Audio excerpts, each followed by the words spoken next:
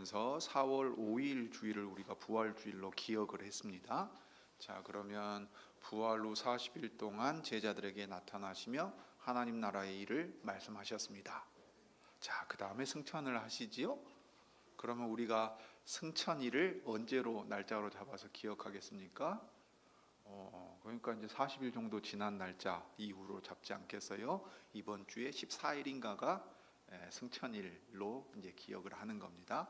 자, 그 다음에 이제 오순절에 6월절 만찬 이후 이제 오순절에 그 모세가 율법을 받은 것과 같이 성령님을 하늘에서 예수께서 보내주신거든요. 아버지의 약속하신 것을 보내시는데 이제 오순절입니다. 그러니까 50일째 되는 거지요.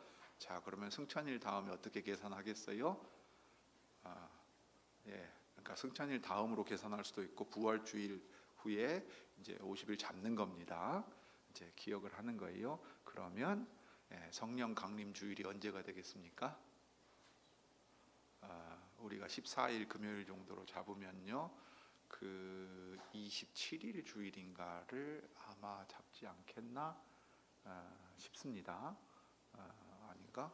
그 정도 잡는 겁니다. 이렇게 해가지고 이제 아버지 하나님께서 보내신 예수님이 하늘에 오르셔서 아버지의 나라를 받으시고 우리 찬송한 것처럼 아버지와 함께 그 나라가 이루어지도록 의논하시고 중보자로 계속 기도하시지요. 그 나라가 이루어지도록 하십니다. 그 권세를 가지고 왕으로 다스리세요. 그 다음에 아버지의 약속하신 성령을 보내신 게 이제 오순절입니다.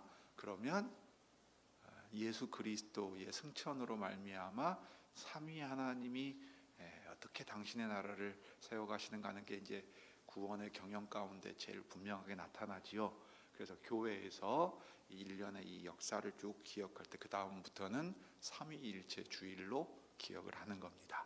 그 다음에 이제 예수님 탄생을 기다리는 게 되고 그 다음에 예수님 오신 성탄이 있게 되고 이런 식으로 교회의 절기를 기억하는 겁니다. 이제 말씀을 드리는 겁니다.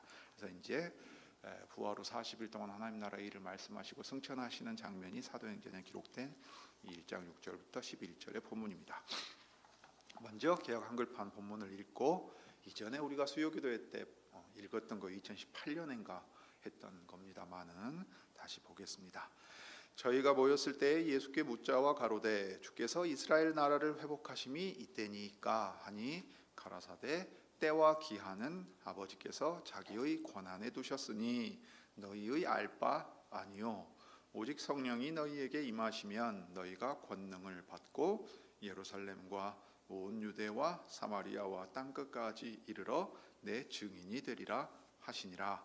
이 말씀을 마치시고 저희 보는 데서 올리워 가시니 구름이 저를 가리워 보이지 않게 하더라.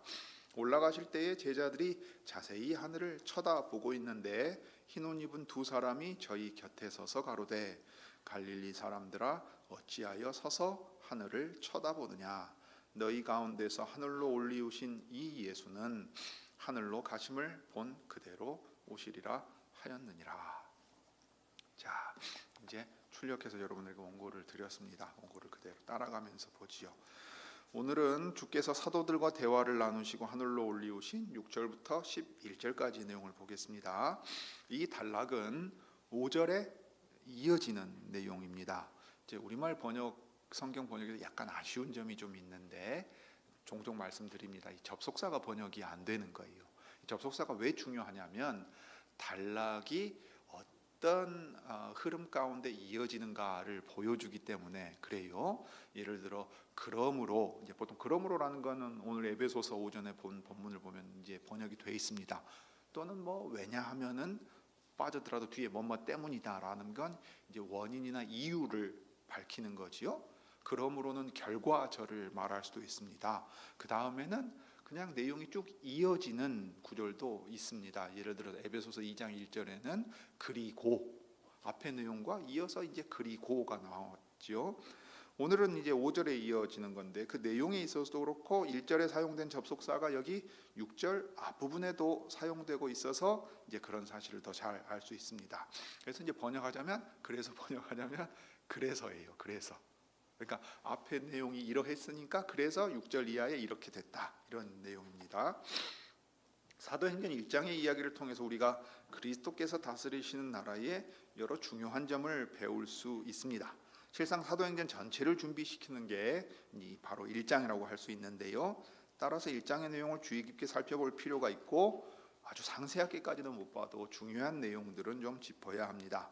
그래서 오늘은 주께서 사도들에게 가르치신 그리스도의 나라가 진행되는 방식 몇 가지를 볼 텐데, 다음 주에도 이어서 아마 오전 예배 때 봐도 좋겠다 싶어요. 이제 기도와 관련된 내용으로 이어질 수 있는데요. 그리스도께서 친히 하늘에 오르셔서 당신의 나라를 어떻게 이루어 갈 것인지를 이제 보여주시는 겁니다. 그래서 오늘은 먼저 사도들의 질문과 주님의 답변에 대한 일반적인 오해 두 가지를 보고, 그 다음으로 그리스도의 나라가 온 땅을 회복하시는 일이라는 점, 때와 기한이 가르치는 바는 또 무엇인가 하는 걸 이제 보겠습니다. 그런 다음에 성령님에 대한 우리 주님의 가르침을 잠깐 보겠습니다. 본문에 대한 이제 일반적인 오해를 생각할 필요가 있습니다. 이게 한국 개신교회뿐만 아니라 특히 미국에서 이제 생겨난 건데요. 아주 미국에도 아주 크게 영향을 끼치고 있습니다. 여러분, 지금 미국의 행정부 수반이 이제 트럼프 대통령인데, 트럼프 대통령의 그 장관 가운데 국방장관이 피터 헤그세스라는 사람의 이름을 뉴스든 뭐 신문이든 보실 거예요. 막 문신도 새겨놓습니다. 몸이 좋아요. 근데 그 사람이 오늘날 이 미국이 수행하는 전쟁을 십자군 전쟁으로 이해하고 있단 말이지요. 그 배경이 뭐냐면, 여기서 지금 이야기하고 있는 바 예루살렘의 회복과 그 다음에 이제 이스라엘의 회복과 관련된 문제요. 이게 흔히 세대주의 신학이라고 부르는 신학의 영향을 지대하게 받은 겁니다. 우리나라에서 선교 운동과 결합해서 나온 백투 예루살렘 운동도 그러했고요. 제3성전에 대한 언급도 그렇습니다. 그러니까 그 다음에 이제 이것과 관련해 가지고 90년대에는 저 이라크 전쟁과 관련해서 저 아마겟돈 전쟁 얘기가 나오는 거지요. 최근에 미국 군종 사이에서도 언급됐다고 하고, 이 피터 헤그세스가 이런 식의 사고를 가지고 있다고도 얘기를 한단 말이에요. 중동과 관련되면 뭐 곡과 마곡의 전쟁, 아마겟돈 전쟁 뭐 이런 얘기를 꼭 하게 됩니다. 그러면 이제 어떻게 되냐면 시한부 종말론이 되죠. 주님이 언제 다시 오실 것인가 시간표가 나옵니다. 우리나라의 순복음교회 세계 최대 교회 있지요. 그 교회의 이전 목사도 그런 식의 가르침으로 무리를 크게 일으켰지요. 다가올 미래를 준비하라고 하는 선교 단체도 시한부 종말론을 외쳐가지고서 큰 무리를 일으켰던 걸 기억하실 겁니다. 이게 이제 구약의 이스라엘과 현대 이스라엘 국가를 동일시하는 점, 이스라엘의 회복과 교회가 별개로 진행된다고 생각하는 점들이 다 얽혀 있습니다. 그래서 이제 좀 주의해서 볼 필요가 있습니다. 6절에 보면 저희가 모였을 때에 라고 기록되어 있는데, 이 그래서라는 뜻을 가진 접속사가 있음을 고려해서 생각해 보면 앞달라 그 내용에 이어서 사도들과, 부활하신 주님이 사도들과 이야기하시는 장면이 계속 나오는 겁니다. 주님께 40일 동안 하나님 나라의 일에 대해 가르침을 받은 사도들은 자연스레 그 나라가 언제 어떻게 시작되어 드러나게 될지 관심을 보였을 겁니다. 주님이 그걸 가르치셨죠. 하나님 나라의 일을 40일 동안 가르치셨으니까 승천하기 전에 가장 중요한 일들을 지금 집중적으로 가르치신 거예요. 주께서 하늘에 올리우시면 이 땅에서는 주께서 맡기신 일을 사도들이 해야 하기 때문에 그렇습니다. 사도행전 앞부분에 보면 뭐라고 되어 있냐면, 이 땅에 계시면서 성령님을 통해서 행하시고 가르치셨어요. 그러면 그 다음엔 어떻게 되냐면 똑같이 행하시고 가르치세요. 방식이 바뀌죠. 하늘에 올라가셔서 사도들을 통해 행하고 가르치십니다. 이걸 이제 생각해야 돼요. 그래서 그들은 모였을 때 주님께 이렇게 여쭙습니다. 주님, 주께서 그 나라를 이스라엘에 회복하시는 게 언제입니까? 그 일이 지금 즉시 이루어질 일입니까? 하고 물었습니다. 이 질문을 해석할 때 보통 이제 두 가지 오해하는데요. 첫째는 사도들이 교회와 구분되는 이스라엘의 회복을 바라고 있었는데, 예수께서는 그 이스라엘의 회복이 나중에 있을 것이라고 말씀하신 것으로 해석하는 일입니다. 특별히 이 일이 언제 성취된다고 많이들 해석한다고 지금 보는 겁니까?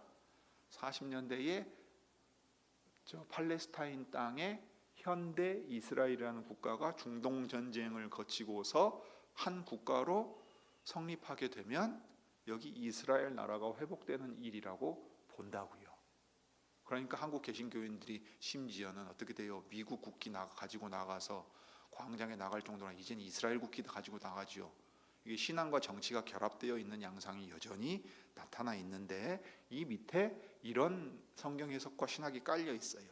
그러니까 이스라엘 나라를 향한 하나님의 특별한 계획이 있는데 그것은 지금 일어날 일이 아니고 가까운 미래에 있을 일이라는 의도로 답변하셨다고 보는 겁니다. 이 일이 주님 재림에 엄청나게 중요한 이 표징이 된다고 보는 거예요.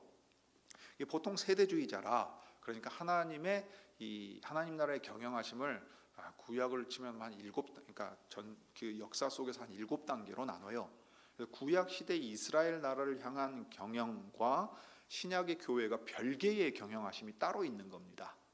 교회는 교회대로 가고 구약의 이스라엘은 이스라엘대로 약속하신 게 있어서 그게 성취되면 주님 다시 오실 징조가 된다고 해석을 하는 거예요. 그러니까 로마서에 온 이스라엘이 돌아온다 하는 말도 어떻게 보는 거냐면 옛적 성경이 기록될 당대의 이스라엘로 해석을 하는 겁니다. 그래서 교회와 구별되는 이스라엘이 언제 회복돼서 국가를 되찾게 되는가 하는 걸 아주 중요하게 생각하면서 그리스도의 재림과 연결시켜 구체적인 시기와 사건에 관심을 둡니다. 예수님이 언제 오시느냐, 그 징조가 현대 역사에서 어떻게 지금 성취되고 있느냐. 아까 말씀드린 대로 아버지 부시 때 걸프전 93년도에 했다. 그러면은 이제 인류 마지막 전쟁이 펼쳐지는 거다. 이런 식으로 하면 예수님 다시 올 때 뭐 7년 대환란 얘기가 나오고 휴거 나오고 주님 재림 나오고 막 이런 얘기가 나오는 겁니다. 그다음에 다른 하나는 여전히 유대 민족주의적인 하나님 나라관을 가지고 있는 사도들을 예수께서 책망하시면서 그런 관점을 부정하셨다는 해석입니다. 그러니까 사도들은 예수님의 하나님 나라 일에 대해서 잘 모르고 여전히 그냥 유대교 신자들이 가지고 있는 정도에 머물러 있었다. 근데 이제 왜 이렇게 생각하냐면, 이렇게 해석하면은 뭐가 되냐면, 이런 민족주의적인 관점이나 신학적인 오류를 어떻게 해야 벗어날 수 있겠습니까? 성령님이 오시면 다 해결되는 거예요. 성령 받으면 된다 이 얘기예요. 딱 되게 그럴듯하게 보이죠. 이때까지는 사도들이 아주 오해와 이 부활에 대한 이해도 제대로 모르고 있었는데 성령을 딱 받고 나니까 그때 사람이 확 달라져가지고 하나님 나라에 대한 이해가 생겨났다고 보는데 실제로 그러하냐? 그러니까 이런 식의 생각하면 어떻게 돼요? 신자가 기본적으로 신앙을 가지고 있었고 거듭났다고 할지라도 육적인 그리스도인과 영적인 그리스도인을 나누고 어떻게 돼요? 성령을 받으면 방언도 하고 은사도 성령의 은사도 가지고 그 다음에 더 깊이 있는 말씀을 가지는 말하자면 우등 신자가 된다 이 말이에요. 이게 이제 처음에는 이 경건 운동으로 시작한 성결 운동 같은 거, 감리교나 성결교나 순복음 교회나 오늘날 교파로 치면 신학적인 입장이 다 여기에 있지요. 그러다 보니까 신자들이 경건의 능력을 발휘하지 못하고 모양만 있더라. 그럼 이게 뭐가 문제냐? 성령을 받아야 되는 일이다 하고 오순절 운동 쪽으로 기울어지는 겁니다. 이건 교파에 상관없이 다 생각하게 되는 거예요. 그러면 정말로 사도들은 민족주의적인 오해 안에 그대로 사로잡혀 있었는데 성령 받으니까 그냥 영안이 열려가지고 다 해석된 거냐? 한번 고민해 볼 필요가 있겠지요. 오순절 성령 강림을 초자연적인 기적과 가시적인 능력 행하는 것을 중심으로 보는 이들이 이제 이런 해석하고 오순절주의적인 성령론을 결합시킵니다. 주님의 사도들이 말씀에 대한 인식이 어떻게 지금 이어져 가고 있는가를 잘 보지 못하는 거예요. 근데 잘 보면 사도들은 예수께서 부활하신 이후에 부활에 비추어서 이전에 하신 말씀들을 다 깨닫게 됩니다. 대표적으로 누가 그러했습니까? 나중에 부르신 바울이 그러하죠. 여러분, 바울이 이전에 무슨 성령 체험이 없다가 성령 받으니까 그때 예수님에 대하여 알게 되는 겁니까?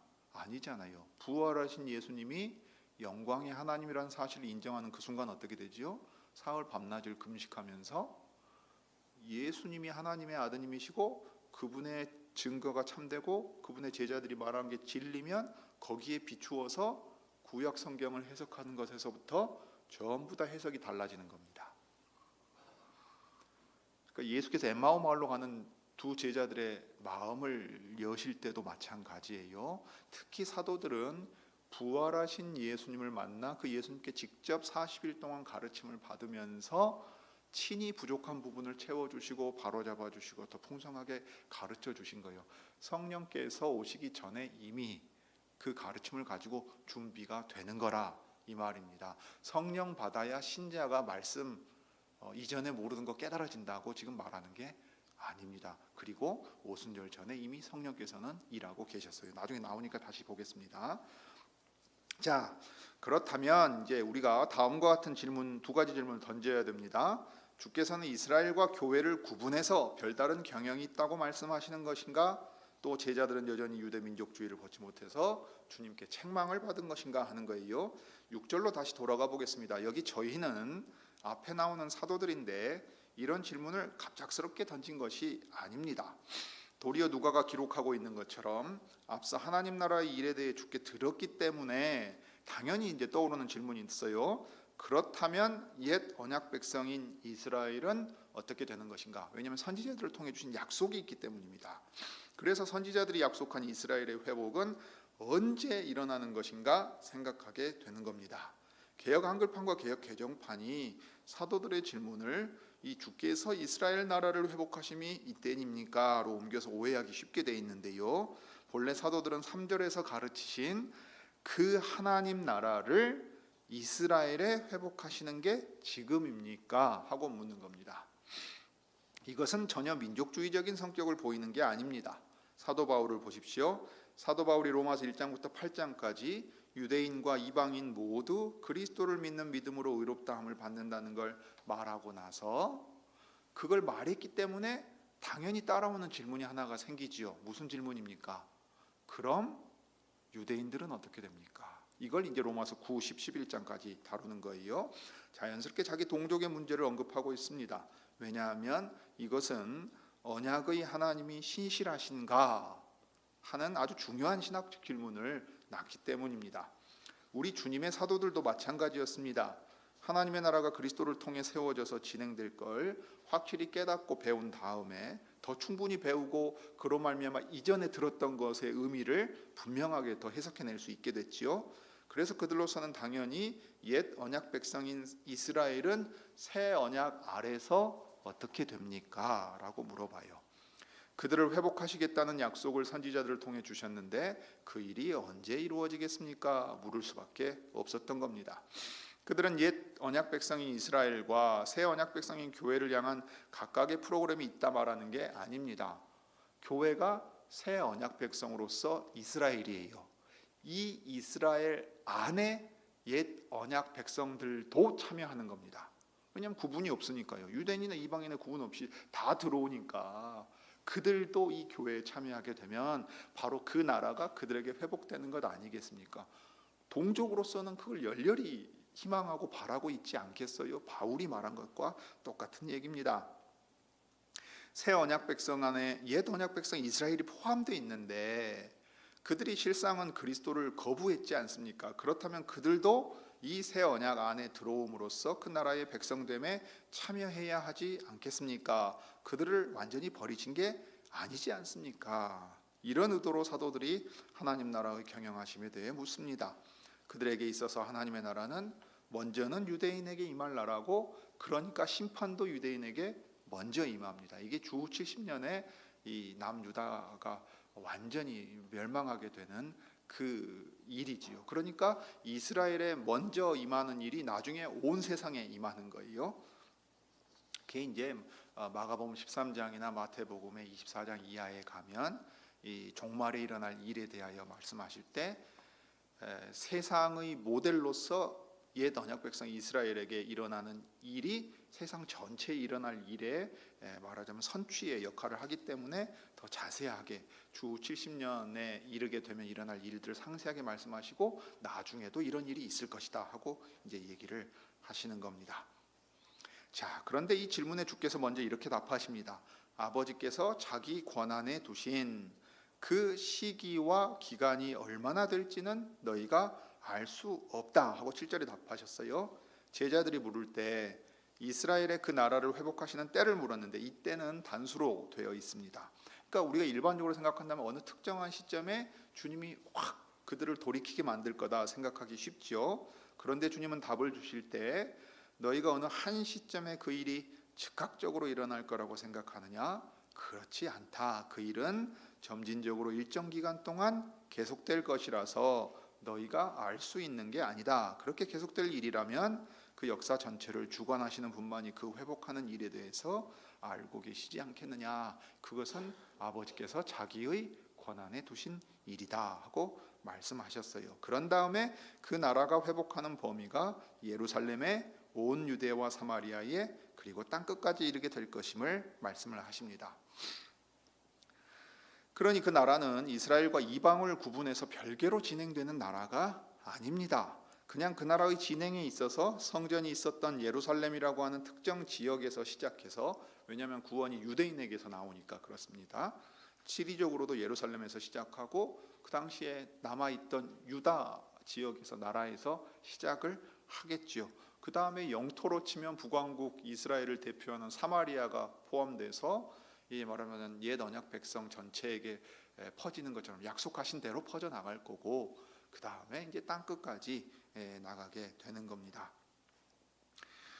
그러니 이 특정 지역에서 시작해서 옛 언약 백성의 영역인 온 유대와 사마리아를 거쳐서 땅 끝까지 뻗어 나간다는 방식을 언급하고 있을 뿐이에요.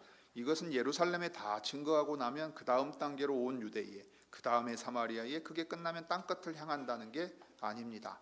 하나님 나라의 일이 온 땅에 이를 텐데 그 일이 사람들 가운데 이루어져 갈 것이므로 그 시작과 진행이 있게 될 것이라는 걸 말씀하십니다. 그러니까 사도행전에서 벌써 8장까지만 가도 이미 다 얘기가 나오는 거지요.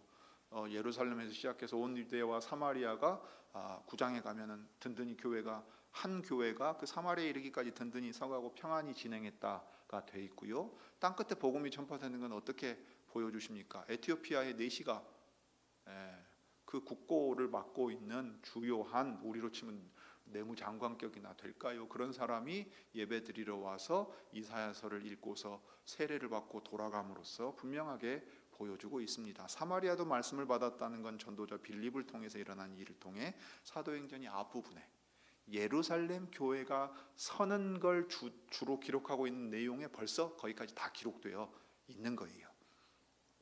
그러니까 제자들의 질문이 이스라엘과 교회를 구분해서 별개로 묻고 있는 것도 아니고 제자들이 민족주의에 여전히 사로잡혀 있는 것도 아니며 주님이 제자들을 책망하신 것도 아니라는 얘기입니다. 정당하게 해석을 해 나가야 돼요.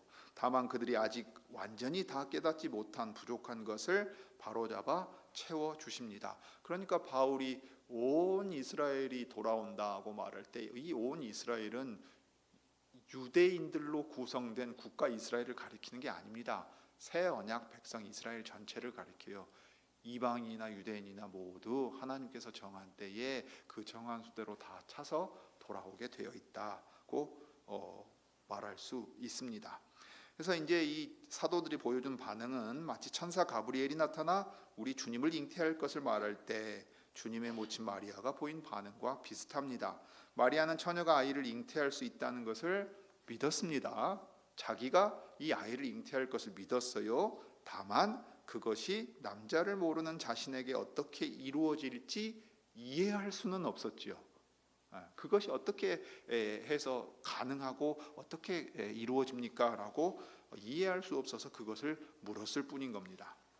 그 다음으로 이제 때와 기한의 문제가 가르치는 바를 생각할 수 있는데요. 사도들은 그리스도께서 하늘에 올리우셔서 그 나라의 통치를 시작하시면 이루어질 일, 곧 아버지의 약속하신 성령으로 세례받을 걸 확실히 알고 있었습니다. 다만 그들은 하나님 나라를 이스라엘에 회복하시는 때가 언제고 어떻게 그 일이 진행될지 궁금했습니다. 그러나 그 일은 아버지께서 주관하셔서 그 기간을 정하심으로 이제 사도들이 생각해야 할 것은 이미 확실하게 들은 말씀이었습니다. 그래서 주께서 8절에서 다시금 그들에게 사도들이 기억할 것을 상기시켜 주고 계십니다. 그러니까 때와 기한은 아버지의 권한에 두셨고 너희의 알 바 아니다고 했는데 우리는 항상 관심을 어디다 둬요?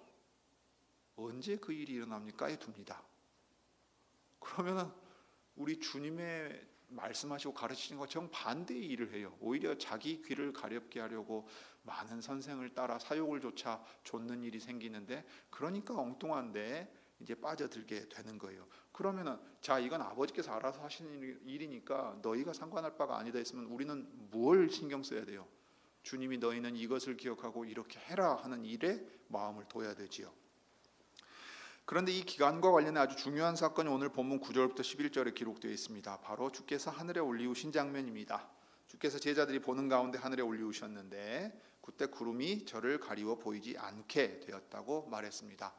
하늘에 있는 구름 위로 올라가신 거죠. 모든 하늘들 위에 있는 하늘, 그러니까 하나님께서 계시는 가장 높은 곳에 가시는 겁니다.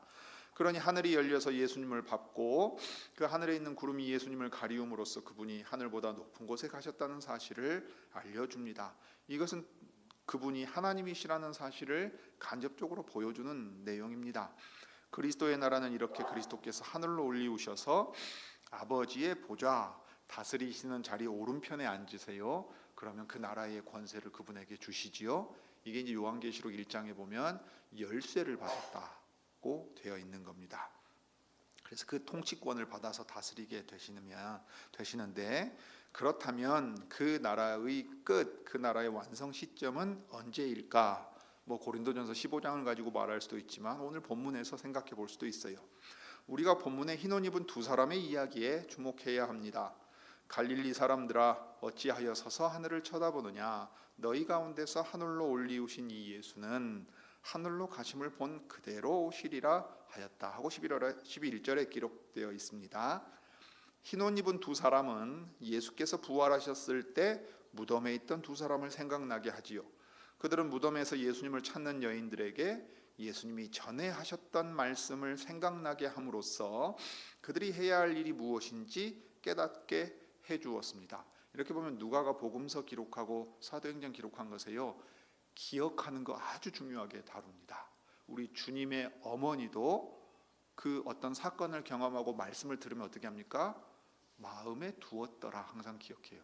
그러니까 마음에 두었다고 기록했어요. 그래서 그것을 기억하고 있었고, 누가가 이러한 사실을 연구하고 살필 때 어떻게 해요? 다 들려주어서 복음서에 남겨둔 겁니다. 그와 마찬가지로 이제 우리 주님을 받드는 두 천사가 나타나서 우리 주님이 사도들에게 주신 말씀을 생각나게 합니다. 너희 가운데서 하늘로 올리우신 이 예수는 하늘로 가심을 본 그대로 오시리라 하셨느니라. 오실 것이다 하고 끝내는 말이 아니에요. 오실 거라고 말씀하셨다라고 했어요. 천사들이 지금 새로운 말씀을 주시는 게 아니고 너희가 본 그대로 오시겠다 하셨다 이야기합니다. 그러니까 우리 주님은 사도들에게 승천에 대해서 가르치셨을 뿐만 아니라 다시 오실 것에 대해서도 가르치셨습니다. 여기서 우리는 그리스도의 나라가 시작하고 끝나는 시기를 알 수 있습니다.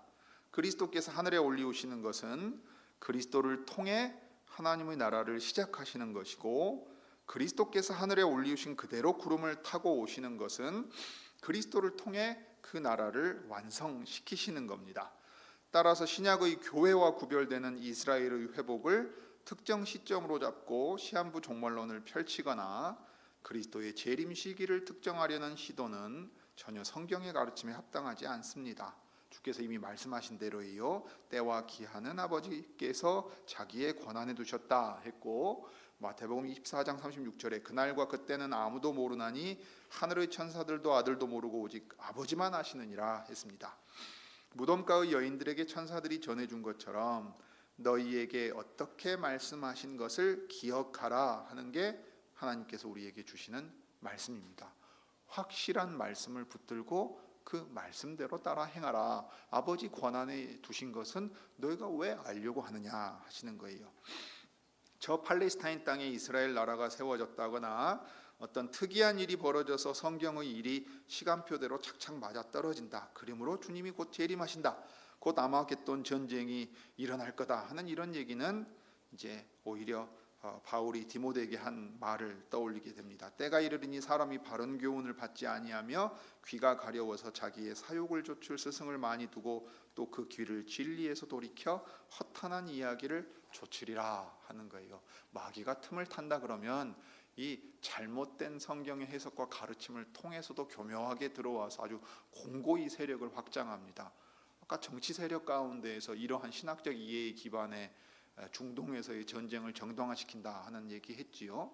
미국의 복음주의자라고 하는 사람들이 대통령 오벌 오피스에 모여가지고서 손을 얹고 기도하는 요상한 장면을 연출할 때 이런 식의 생각을 가지고서 우리 대통령이 하나님의 나라를 위해 일하시는 큰 사람입니다 하는 거예요. 탄핵당해서 감옥에 가 있는 사람이 성경 몇 구절을 읽고서 내가 하나님의 종이란 걸 깨달았습니다. 이런 엉뚱한 얘기 한단 말이에요. 그런데 쓸려가지 말고 확실하게 보여주신 말씀 붙들고서 기억하라 하신 말씀을 생각해야 된다 이 말입니다. 자, 그럴 때 이제 누가가 이 성령님이 여호와의 종을 위한 권능이다 하는 사실을 보여줘요. 누가는 하나님 나라 일이 이루어져 가는 데 있어서 성령님의 일하심을 아주 잘 기록해 놓았습니다. 누가의 기록에 따르면 그리스도의 지상 사역에서는 예수님의 사역과 성령님의 일하심이 긴밀하게 연결되어 있고요. 그와 마찬가지로 그리스도의 천상 통치에서는 그리스도께서 보내신 성령님의 일하심이 이 사도들, 특별히 사도들을 먼저 중심으로 해서 제자들의 증인 노릇하는 것과 긴밀하게 연결되어 있습니다. 왜냐하면 그리스도께서 직접 이 성령님을 보내셔가지고 아버지께서 보내신 성령님이 그리스도와 함께 일한 것처럼 그리스도께서 보낸 성령님이 제자들과 함께 일하게 하십니다. 요한복음 14, 15, 16장에 잘 나와 있는 말씀과 같습니다. 사도행전에서 성령님에 대한 언급은 제자들이 성령으로 받을 세례를 언급하기 전에 벌써 2절에 나옵니다. 그의 택하신 사도들에게 성령으로 명하셨다 했죠. 부활하신 우리 주님이 자신이 택하신 사도들에게 성령님을 통해서 명령했다 하고 말합니다. 사도행전에 보면 예수의 영이 무시하러 가려고 하는 바울의 일행을 막았다 하고 말하는 장면이 나오죠. 그래서 예수의 영이라고 표현하기도 하는 겁니다. 그러면 그 명령이 성령님을 통해서 전하신 것이니까 그 명령을 받는 사람은 또 누구를 통해서 받겠습니까? 바로 성령님을 통해서 받는 겁니다. 그러니 예수님의 명령, 그분의 말씀을 전하고 받는 데 일하시는 분이 성령이시라는 것이 벌써 나타나지요.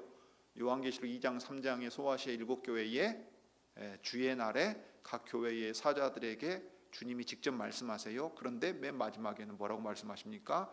귀 있는 자는 성령이 교회들에게 하시는 말씀을 들을지어다 라고 말하는 거예요. 바로 이 얘기입니다. 그리스도께서는 성령님을 통해 당신의 제자들에게, 교회에 말씀하십니다. 오순절에 성령이 오셔서 전에 없던 그 일이 비로소 처음 시작된 게 아닙니다. 그러므로 사도들과 제자들은 이미 그리스도의 부활하심으로 말미암아 그 이전에 주님이 하신 말씀들의 뜻을 새롭게 볼 수 있는 기회를 가졌어요. 진리의 영이신 성령께서는 제자들 안에 이미 계시고 제자들 가운데 계셨습니다. 주께서 친히 성령을 통해 가르치시고 명령하셨기 때문에 그렇습니다. 이런 점을 놓치면, 소위 성령 세례 받으면 불받아서 무지하던 사람들이 하나님 나라 일을 단번에 깨닫게 된다는 식으로 말하기 쉬워요. 신학교에서도 공부 안 하고 기도 열심히 하고 시험 잘 보고 좋은 목사 되기를 바라는 사람이 있어요. 공부 안 하면 시험 못 봅니다. 공부 열심히 해야 돼요. 우리의 지성이 하나님의 언어를 통해 기록하신 말씀을 정당하게 해석할 수 있도록 그 기본적인 법칙들, 단어와 문장을 읽고 문맥을 해석하고 적용할 수 있을 만한 훈련들을 철저하게 거쳐야지, 기도 열심히 하면 그냥 공부 안 했는데 다 깨달아지는 법은 없어요. 기도함으로써 나의 공부를 주님이 받아 쓰시고 이것을 정당하게 해석할 수 있도록 나아가야 되지, 기도와 공부가 별개가 되는 것이 아니라 이 말입니다. 그런데 이전에는 특히 이런 식의 사고가 얼마나 많았습니까? 우리가 실제로 준비해야 될 건 도외시한 채로 기도를 하나님께 다 맡겨버리는 식으로 생각했어요. 그런데 그렇지 않습니다. 오히려 그리스도께서는 우리로 하여금 우리가 해야 될 일이 무엇인지를 가르치시면서 기도하게 하세요. 이건 다음 주에 한번 볼 겁니다. 기도의 의미도 오해하면 안 돼요. 우리 주님이 알아서 다 해주시기를 맡기는 식으로 하는 것이 아니라 사명을 깨달아서 그 사명이 이루어질 수 있게끔 우리는 우리대로 준비하면서 주님이 이것을 친히 받아서 써주십시오 하고 기도하는 겁니다. 그러나 성령께서는 그리스도의 말씀을 받아서 사도들과 제자들에게 전달해 주시면서 그것을 바르게 이해할 수 있게 하시는 분입니다. 그렇게 바른 깨달음에 기초해야만 그리스도의 증인이 될 수 있기 때문입니다. 이런 사실을 주께서 8절에서 다시금 제자들에게 말씀하십니다. 오직 성령이 너희에게 임하시면 너희가 권능을 받고 내 증인이 될 것이다. 이 선교 운동도 아주 큰 오해가 있지요. 주님이 하늘에 오르셨으니까 주님의 은혜에 보답하기 위해서 우리가 모든 민족에게 가야 된다. 그래서 자기 열심을 내서 다 뛰쳐나가요. 선교를 자기가 주도해가지고 한다고. 내 마음에 뜨거움이 있으면 가서 저 민족 불쌍하니까 해야 되겠다. 그 마음을 주께서 받아 쓰시기도 합니다만은 보내시는 분은 주님이에요. 증인이 될 거라 했죠. 증인을 하거라 하고 우리에게 지금 맡기신 게 아니에요. 주님이 택하셔가지고 보내신다 하는 거예요. 사도행전 자체가 그것을 보여줍니다. 대표적으로 바나바와 바울이 그러하지요. 여러분, 바나바와 바울이 이방인을 향한 열심이 넘쳐서 교회에 요청합니까? 교회의 직분자들이 금식하며 기도할 때에 성령께서 바나바와 바울을 내가 맡길 일이 있으니까 따로 불러 세워라 하고 말씀하시고서 보내신단 말이에요. 그래서 교회가 그 선교 사역을 공인하고 시리아 안디옥 교회가 선교 본부가 되는 역할을 함으로써 선교 사역을 전폭으로 지지하고 그들은 돌아와서 선교 보고를 하는 겁니다. 주님이 그렇게 당신의 증인을 친히 보내세요. 이 말씀이 가장 중요하게 말하고 있는 건 너희가 권능을 받아야 한다는 말입니다. 그런데 이 능력이 왜 필요한가, 무엇에 쓸 능력인가 하는 것이 중요한데, 그에 대해서 주님은 그 권능은 위로부터 너희에게 임하는 능력으로서 내 증인이 되기 위해 필요한 능력이라 했습니다. 여러분, 증인이 뭐 하는 사람입니까? 증거하는 사람이에요. 증거하는 사람. 자기가 본 것을 그대로 말함으로써 다른 사람으로 하여금 참된 것이 무엇인가 분별해 바르게 믿고 판단할 수 있도록 하는 사람이 증인입니다. 증인이 증인 노릇할 때 필요하면 물적 증거를 가지고 말하기도 하지만 이 시대의 가장 증거 능력이 뛰어난 건 뭐냐면 목격자가 본 그대로 진술한 내용이에요. 기록된 글은 오히려 후순위였어요. 이 시대에 있어서 권위는 목격자들이 자기가 본 바를 그대로 있는 사실 그대로 증거하는 거예요. 그런데 사도들이야말로 부활의 증인들 아닙니까? 예수께서 공생애를 시작하신부터 부활하신 날까지 증인의 역할을 할 수 있는 사람들이었으니까 그 역할을 할 수 있도록 능력을 주시는 게 성령님이시라 하는 거예요. 그러니 증인에게 1차적으로 가장 중요한 건 일어난 일을 정당하게 인식해서 바르게 전할 수 있는 능력입니다. 그러므로 여기서 말하는 능력이신 성령님이 주시는 권능은 자신들이 증거할 그리스도에 대한 참되고 바른 지식이며 그것을 바르게 전할 수 있는 자질과 능력입니다.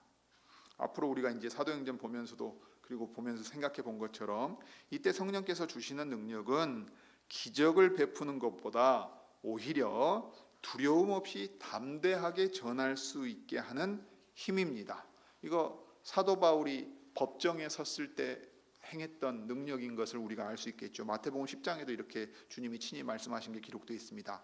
너희를 넘겨줄 때에 어떻게 또는 무엇을 말할까 염려치 말라. 그때에 무슨 말할 것을 주시리니 말하는 이는 너희가 아니라 너희 속에서 말씀하시는 자 곧 너희 아버지의 성령이시니라. 아버지의 성령을 받아서 그 법정에 서서 예수 그리스도의 부활과 그 부활의 증인 노릇하는 것이 하나님의 뜻에 합당하다는 것을 담대하게 말하라. 그것을 담대하게 말할 수 있게 하기 위해서 너희 속에 아버지의 성령을 주신다 하고 말했어요.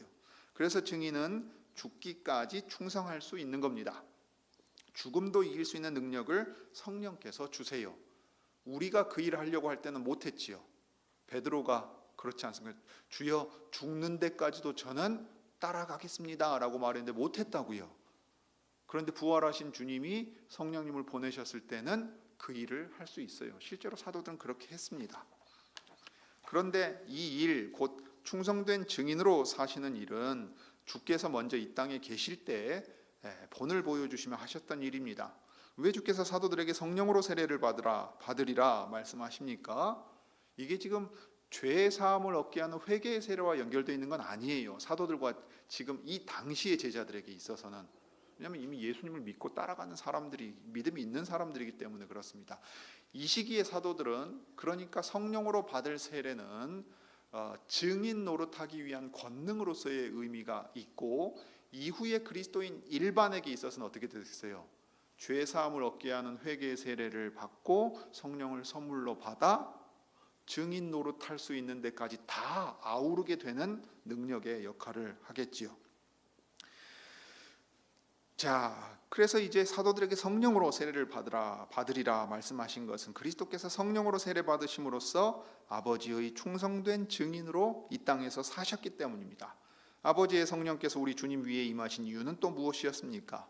그분이 이사야 선지자가 예언한 진짜 여호와의 종이었기 때문에 그렇습니다. 여호와께서 당신의 성령을 당신의 종에게 임하게 하셔서 가난한 자에게 복음을 전하게 하시려고 기름을 부으셨습니다. 이게 이제 물로 세례를 받을 때 성령이 비둘기처럼 예수님께 내려온 두 가지 얘기입니다. 물 세례가 성령으로 받을 세례를 표하는 것이고, 성령으로 받을 세례는 죄 용서함뿐만이 아니라 하나님께서 주님의 종으로 쓰신다고 하는 권능의 영역에 이르기까지 두루 다 걸쳐 있다는 얘기예요. 그래서 포로된 자들이 자유를 얻고 보지 못하던 자들이 다시 보게 되며 억압받던 자들을 해방하심으로써 주님의 희년 은혜의 해를 전파하게 하십니다. 이게 이사야서 61장을 성취하신 거지요. 첫 안식일에 회당에 들어가서 이사야가 쓴 두루마리를 펼쳐서 읽으신 장면이 바로 이 부분을 읽으신 겁니다. 여러분, 우리는 참으로 주께서 주신 복을 누리고 있는 사람들입니다. 왜냐하면 그리스도의 다스림 아래 있는 그분의 백성으로서 이제 그분과 연합해서 여호와의 종노릇하는데 참여하는 사람들이기 때문입니다. 그리스도께서 참 여호와의 종이신데 그 여호와의 종이 그분을 머리로 하는 몸 교회까지 같이 가는 거예요. 이게 에베소서가 지금 말하는 겁니다. 그리스도와 함께 살리시고 그리스도와 함께 하늘에 앉히셨다고 말하는 거예요.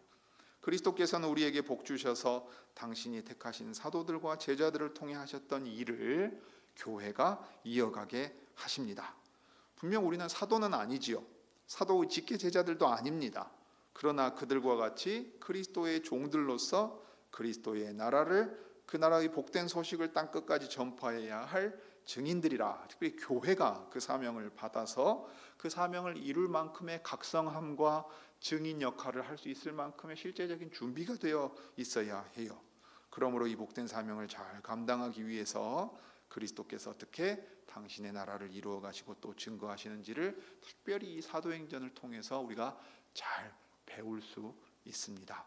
오늘날에도 여전히 이 성령 세례에 대해서도 오해하고, 그 다음에 기도에 대해서도 오해하고, 오순절도 오해하고, 이스라엘의 회복에 대해서도 오해하고, 주님의 가르침에 대해서 수많은 오해들을 가지고서 교회가 머물러 있는 것을 생각하면 주님이 직접 주신 가르침과 행하신 일들을 통해서 우리가 정당하게 그 나라에 대해서 배워야 하겠습니다. 기도하시죠.